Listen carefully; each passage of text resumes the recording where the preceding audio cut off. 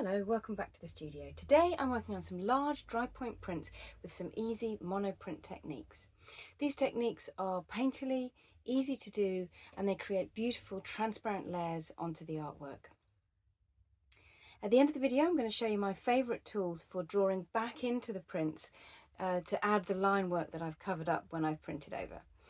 If you don't know me, I'm Ruth. I'm an artist, a hand printmaker and a teacher, and I make videos from my little shed studio in Bristol, UK. I help artists to deepen their practice through hand printing at home. So do consider subscribing, or you can join my email list at the link in the description below. That way you get monthly inspiration straight into your inbox. So a lot of my practice currently is adding monoprint collage and drawing to dry point etchings. I don't believe you have to get it right first time when you put a printing plate through the press. And in fact that very rarely happens. So what I tend to do is I bring my prints back from the print studio into my garden studio and I add colour and texture and line and collage, whatever the piece needs. So you can use these techniques though for any work on paper. Let's get started. So these are the pieces I'm working on today. These were the large dry points. I actually made a video about how I made these, which I will put a link to. And these are large dry points. They were made on an old piece of aluminium, so they've got quite a lot of sort of marks already on them, just sort of accidental marks as well. And then there's, you might not be able to tell on this, but there is a bit of chincolé under here, sort of finishes there. Just to kind of give it a bit of warmth. And then this one was actually done on Japanese paper, so it's got some really nice texture in it already, but I am going to add a little bit of colour to these today. So the first thing I'm going to do is roll out some of this lovely sort of ochre, golden ochre colour in a long thin strip, and that is to make another band of land across the horizon. So I'm going to try doing this in two different ways. So this is the first way, where I'm just going to create a form, a shape. So I've rolled out my paint. This is oil paint, and I'm just going to take some of it off to create essentially a sort of another horizon line. And this is often how I will make, you know, quite strong, definite forms. Doesn't make brilliantly straight lines, really definite things, but it's good for things like horizon lines and land. Okay, so I've got my Japanese paper here, and I've just folded it over to the point where I want to place it on the paint here. I hope that's right. If this doesn't work out, I'm going to use my other techniques to go over the top.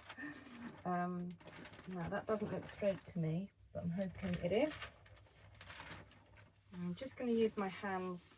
I don't necessarily want this to be really printed really evenly. I think it could look nice just a little bit uneven. Okay, having said that, I think I want to print it a little bit more than that, so I will just use my Baron here.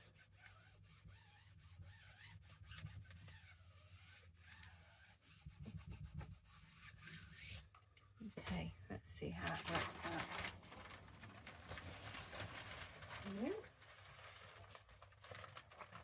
Okay, interesting. If you can see that, that's actually gone a little bit too low there than the way I wanted it, so I will redo that bit. But other than that, it's added some really nice colour to the piece. So that's what this piece looks like now I've added that. So we've got some extra layers in there, and I think actually what I might do is then just scrape away some of that. Because it's oil paint, it doesn't dry particularly quickly, so I'm going to scrape some of that away to get the lines. I'm just going to use a piece of mount card here, actually, see if that works. And I'm just going to get this line back here.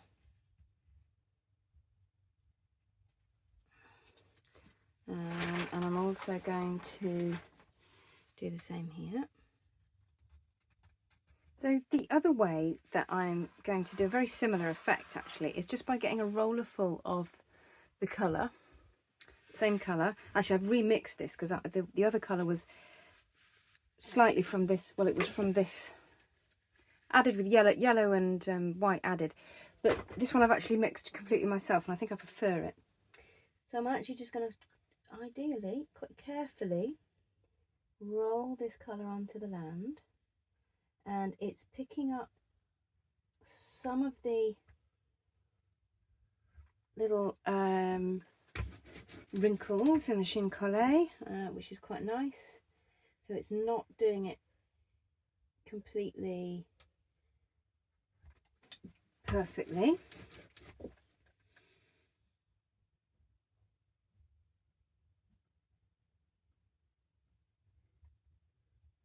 And it's also coming onto the sort of like a reflection almost on the water, and I might just kind of exaggerate that a little bit.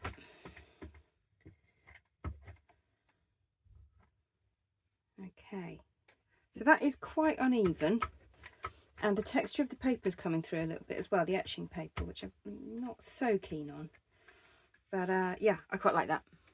Okay, so the next thing I'm going to do, I've actually got a roller full of this sort of, it started off as purple, it's gone a bit grey now, very, very light, almost lilac purple. And I'm just going to roll it straight on. I want to bring this yellow ochre colour down a little bit, and this purple, because it's a complementary colour, will do just that, and hopefully make the other colours zing a little bit more. And I'm also going to use it as a kind of rain. I'm just going to turn it around here a little bit, and I'm just going to roll that on here. All right, now this is, because this is etching paper, it's quite thick, it's already got dry ink on it. It's taking quite a lot of this oil paint to get onto it,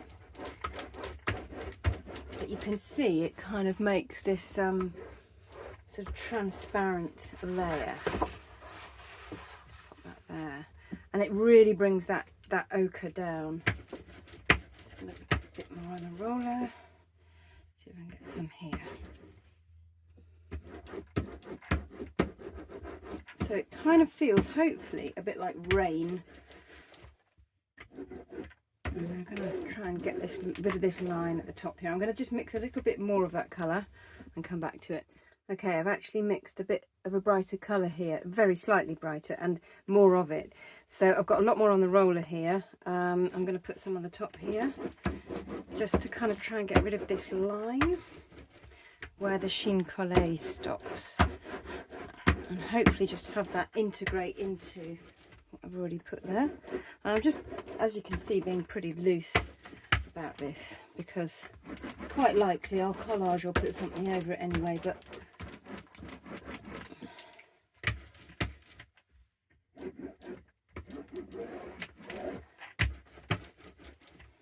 okay, and let's put a bit more here. I would quite like some more definite lines, so I'm actually going to put even a bit more ink out, or a lot more ink out actually. Sorry, you can't see this. I'll just, can you hear that raspy sound as I'm rolling? I've got a lot on the roller there. So let's see. There we go. I've got a bit more texture now, and some interesting roller marks going on as well.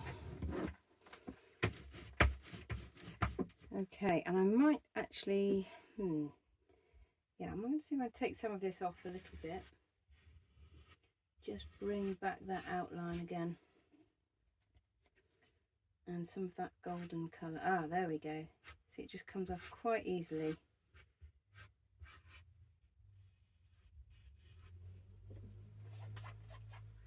Okay, I'm just going to do the same here on the Japanese paper.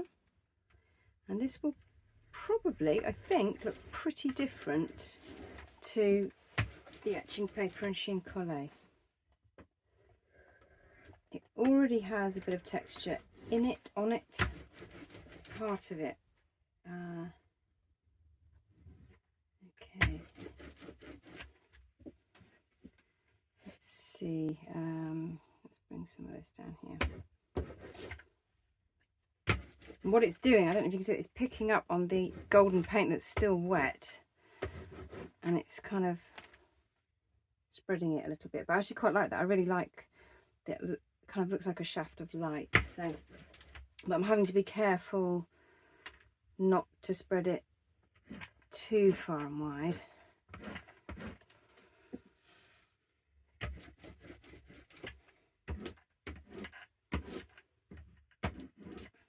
Okay, I think I'm going to leave that there because I really like the look of that as it is at the moment. So I promised to show you some of the tools that I like to use to draw back into the etchings when I've covered the lines up. So let me show you. So two of my favourite tools for drawing back into a print is actually just a soft graphite pencil and charcoal pencils. Now charcoal pencils are great because they give you a really quite a dark line, but it's kind of scratchy and soft, and you can still control it a little bit more than just having a piece of charcoal. This piece actually was printed with grey ink, so I mixed a little bit of black with some white. So actually this graphite pencil is probably a better for just adding in these little lines again. So I don't need anything too dark, and I don't need anything too kind of too black or too soft. But if I wanted to do these lines here, they are still in the same ink, but there's a lot of ink on there, so it looks a bit blacker. If I wanted to add a bit more of that in again, I could use the charcoal pencil here. See if this works. Yeah. And you can see it's a lovely soft charcoaly line, but it's a lot more controllable than a piece of charcoal, and it actually looks quite like an etching line, actually quite soft, quite sort of scratchy.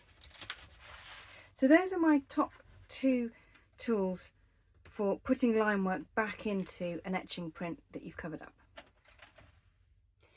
So I hope you enjoyed that peek into my art practice and studio. Please subscribe if you want to, or comment below, and take a look at my website ruthander.co.uk, and you can join my mailing list there. You can buy pieces of art, and you can also buy self-paced video courses all about how to hand print.